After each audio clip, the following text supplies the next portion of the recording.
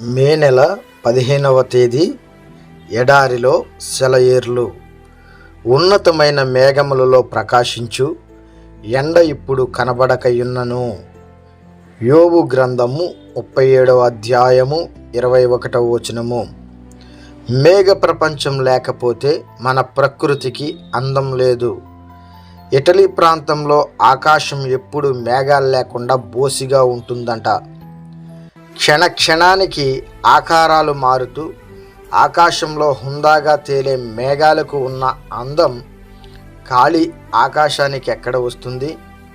మేఘాలు లేకపోతే భూమంతా ఎప్పుడో ఎడారిగా మారి ఉండేది. మానవ జీవితంలో కూడా మేఘాలుంటాయి. నీడనివ్వడానికి, సేద తీర్చడానికి, ఒక్కోసారి చీకటి కమ్మించడానికి అవి కూడుకుంటూ ఉంటాయి. తేజోవంతమైన కాంతి లేని మేఘాలుండవు. దేవుడే అన్నాడు, నా ధనస్సును మేఘాల్లో ఉంచాను. మనకు కనిపించే వైపు నుండి కాక రెండో వైపు నుంచి మనం మేఘాలను చూసినట్టయితే రవి కిరణాలతో ప్రోక్షించబడుతూ గొప్ప పర్వత శిఖరాల్లాగా కాంతిని ప్రసరింపజేస్తూ కనిపించే మేఘాల దృశ్యం నిరుపమానమైనది. మనమెప్పుడు వాటిని క్రింద నుంచే చూస్తాము.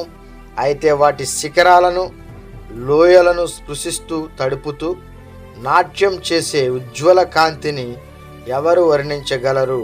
దైవ కుమారుడా, నీకు సంభవించే శ్రమలను అవతలి వైపు నుండి చూడగలిగితే ఎంత బాగుంటుంది.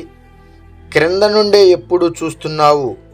నువ్వు క్రీస్తుతో కూడా ఉన్నత స్థలాల్లో కూర్చొని క్రింద ఉన్న మేఘాలను చూడగలిగితే పరలోకపు స్వచ్ఛమైన ధవళ కాంతిని, క్రీస్తు ముఖ కాంతిని అవి ప్రతిబింబిస్తున్నాయన్న సత్యాన్ని కళ్ళారా చూడగలిగితే ఎంత మంచిది.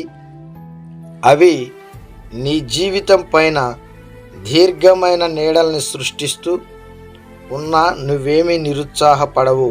ఒక్కటి గుర్తుంచుకో, అన్నిటినీ తొలగించి శుభ్రపరిచే దేవుని గాలులు ఈ మేఘాలను కదిలిస్తూ విడగొడుతూ ఉంటాయి.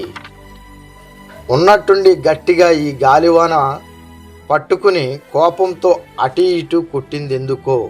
నా దారులైతే దేవునికి తెలుసు, నమ్మకం ఉంచడం మంచిదని నాకు తెలుసు. కాలజ్ఞానపు గూఢ ముసుగును తొలగించి తొంగి చూడలేను. ఉదయము చీకటి ఏది పొంచి ఉందు గాని సదయునిపై నమ్మకముంచాను. ఆటుపోటుల కావల రేవుందో లేదోనని నీటి అలలను దాటి చూచే కళ్ళు లేవు. నాటికి నేటికి దేవుడు నా తోడని పాట పాడే నమ్మకం మాత్రం ఉంది. దేవుడు ఈ కొద్ది మంచి మాటలను మన హృదయంలో భద్రపరిచి వాక్యానుసారముగా దేవునికి ఇష్టమైన జీవితం జీవించులాగున ఆయన కృపలో మనల్ని బలపరిచి, భద్రపరిచి, స్థిరపరిచి, దీవించి ఆశీర్వదించునుగాక. ఆమేన్.